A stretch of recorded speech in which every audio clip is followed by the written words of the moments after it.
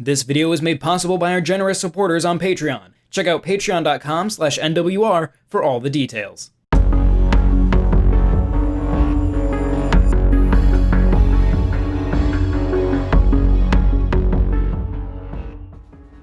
In the fictional year 2074, governmental order has been upended by major corporations. In response to attacks, Invisible Inc., the espionage agency under your direction, takes on a series of missions to acquire resources in preparation for a final confrontation with those encroaching forces. As their chief tactician, to achieve this goal will require sending two of your premier secret agents into various spots on the world map with a limited number of hours before having to deploy for that final mission. If you're new to the genre, turn-based tactical strategy games play out in, well, turns. Each agent has action points spendable as a shared resource, either by moving across tile spaces of the level or using character abilities. After ending your turn, the enemy team gets their turn to do the same. Each level has two primary objectives. One example would be accessing a terminal or rescuing an imprisoned agent, and the other objective is to find the escape elevator of the building you're infiltrating.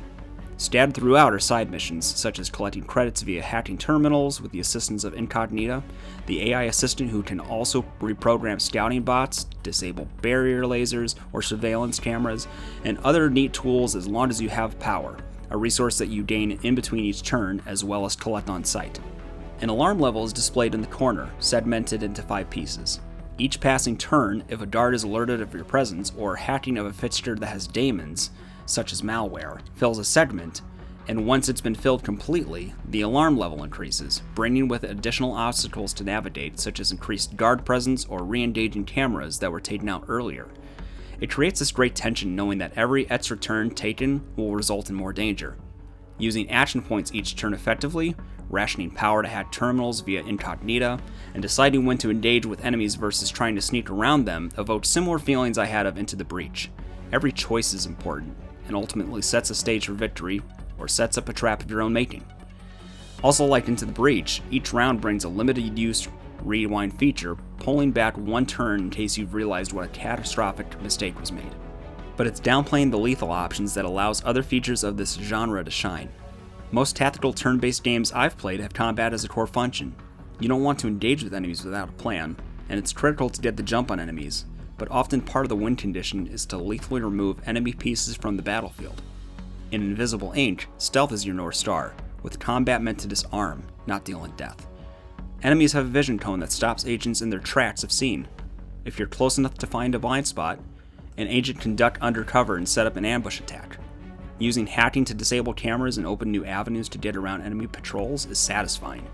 Walking up to a door, using a peek ability to see a patrol across the other room, and gauging whether you have enough action points to disarm and knock them out for a few turns is essential. If your agent is caught with no moves left to make, they can go out like a cool guy action hero with a quippy last word before being gunned down, left to wither unless another agent can reach and carry them to the end goal. Between missions, credits you've accumulated can be spent to upgrade stat categories that boost things like how an agent's total action points, amount of items that can be carried, or number of modifiers that can be installed. Additional agents unlock the more you play Invisible Inc., each with their own unique backgrounds outlined in profiles, as well as special attributes to their character. Level structure is randomly generated, which in a lesser game would feel like a lazy way to extend game length. Here, the core gameplay is so structurally sound that it adds just the right amount of variation in each playthrough that can keep it fresh as you try another run with a different set of agents. All that said, there are a few minor quibbles worth addressing. Firstly, while the premise is well established at the start with well-written dialogue throughout, there isn't much story being told beyond setting up that premise. In between missions, the same prefabricated back and forth between the agency head, tech specialist, and Incognita are repeated, which works well enough, but feels perfunctory in a way that made me feel more like I was listening to someone else's story secondhand rather than it being mine. Also, in a few instances where I got into the 4th or 5th alarm level, there were regular instances of stuttering frame rate when the enemy turns initiated.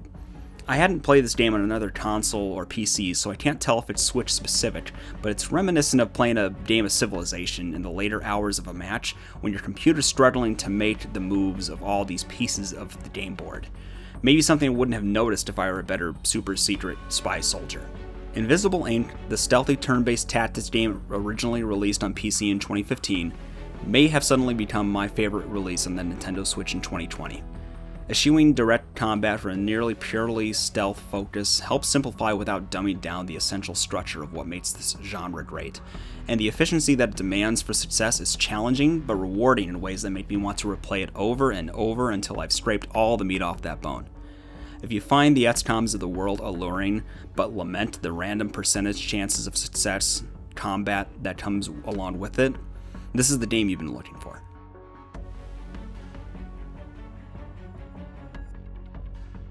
This video was made possible by our generous supporters on Patreon. Did you know that Nintendo World Report is funded directly by fans like you? When you support Nintendo World Report on Patreon, you get immediate access to multiple exclusive podcasts every month, exclusive Discord channels, an early look at select content, and more, all for as little as $1 a month.